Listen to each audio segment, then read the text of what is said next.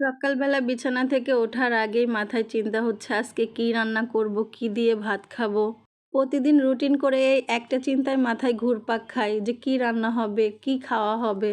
আজকে চিন্তা করলাম একটু করলা ভাজি, মাছ ভুনা আর আমডাল রান্না করা যাক। অনেক দিন হয় করলা ভাজি খাওয়া হয় না, আর বাজারে নতুন আম উঠছে, আমডাল রান্না করলেও খারাপ হবে না। করলা ভাজি খেতে কিন্তু ভালোই লাগে। আগে যখন ছোট ছিলাম তখন একদম করলা ভাজি খেতে চাইতাম না।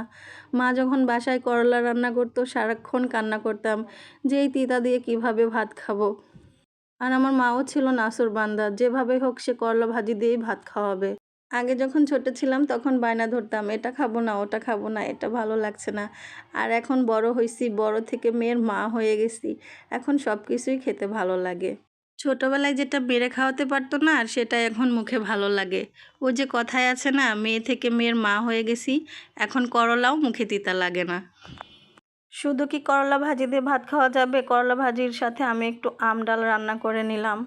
আমরা বড়রা একটু সবজি সাথে একটু ডাল হলেই চালিয়ে নিতে পারি, কিন্তু ছোট মানুষরা কিন্তু সেটা খেতে পারে না। আর আমরা যারা মধ্যবিত্ত তাদের মাথায় তো এই চিন্তাই থাকে যে শুধু সবজি দিয়ে কি চলবে, সাথে একটু মাছ না হলে হয় না।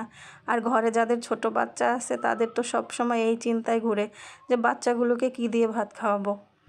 আমাদের মায়েদের উচিত ছোটবেলা থেকেই বাচ্চাদের অভ্যাস দেয়া, মাছ মাংসর পাশাপাশি তাদেরকে একটু সবজি খাওয়া শেখানো দরকার।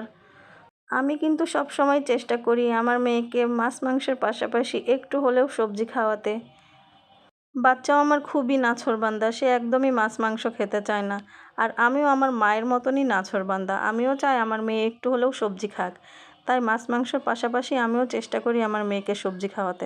আজকের দুপুরটা আমি মাছ আর করলা ভাজি আর আমডাল দিয়েই চালিয়ে দিলাম।